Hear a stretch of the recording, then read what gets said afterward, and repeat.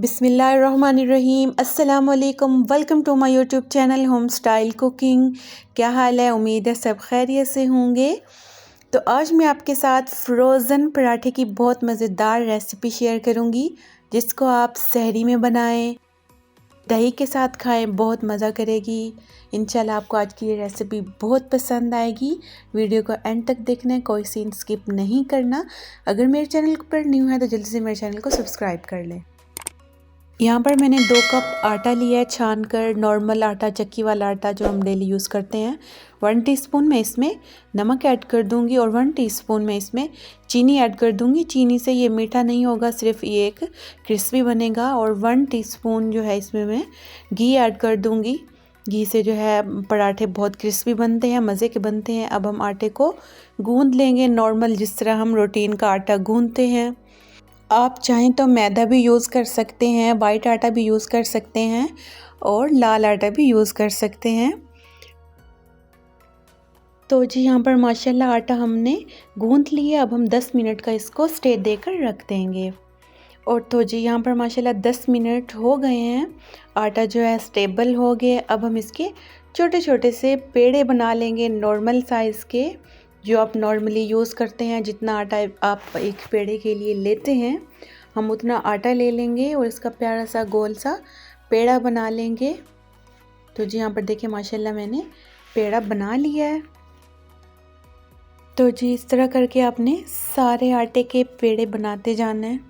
आपको जितने पेड़े चाहिए, 4 6, मैं यहाँ पर 4 पेड़े बना रही हूँ।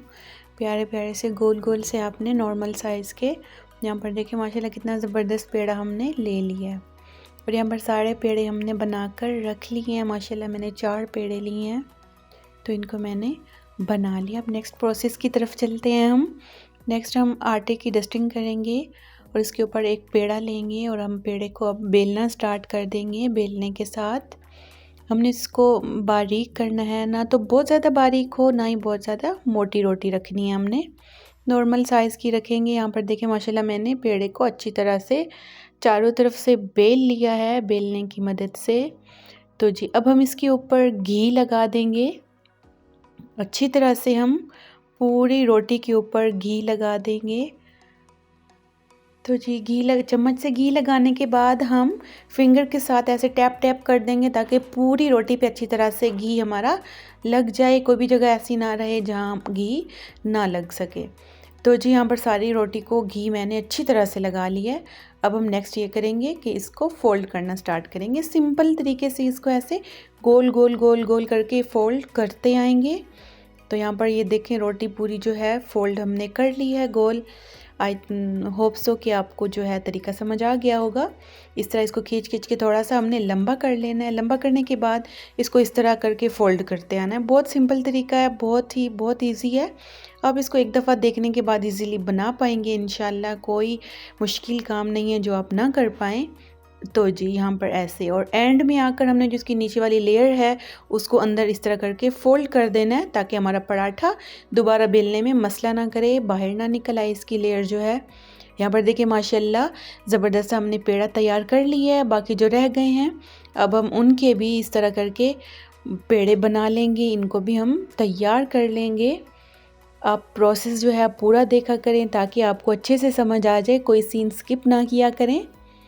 तो जी यहाँ पर हम बाकी पेड़ों की भी इस तरह करके फोल्डिंग करके, यहाँ पर वीडियो मैंने इसलिए तेज़ चलाई है कि फ़र्स्ट मैंने जो है आपको अच्छे से दिखा दी है कि इसको किस तरह से गोल करना है, रोल करना है, फिर इसको कैसे रोल करना है। और इस तरह करके प्यारे प्यारे हमने पेड़े बना लेने हैं सारे आटे के ज़बरदस्त तरीके से। अगर आपको कोई भी सीन समझ ना आए तो आप कमेंट बॉक्स में मुझसे मैसेज करके पूछ सकते हैं। तो यहाँ पर जो है मैंने पेड़े बनाकर रख लिए हैं माशाल्लाह। अब हम इनको 10 मिनट का स्टे लाजमी देंगे। स्टे देने से जो है पेड़े स्टेबल हो जाएंगी और रोटी हमारी अच्छी बनेगी। यहाँ पर 10 मिनट हो गए हैं। अब इनको दोबारा से हम बेलेंगे, हल्की सी आटे की डस्टिंग कर देंगे। आटे की डस्टिंग करने के बाद हम ऊपर जो है पेड़ा रखकर इसको बेलना स्टार्ट कर देंगे।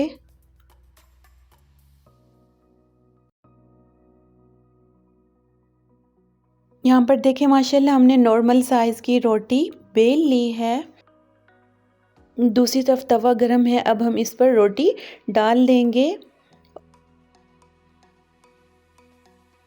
नॉर्मल साइज़ की रोटी मैंने बना ली और यहाँ पर हम साथ साथ घी भी लगाते जाएंगे। रोटियों पर घी लगाने से रोटी ज़्यादा क्रिस्पी होती है, ऑयल लगाने से वाला क्रिस्प नहीं आता जितना क्रिस्प घी लगाने से आता है।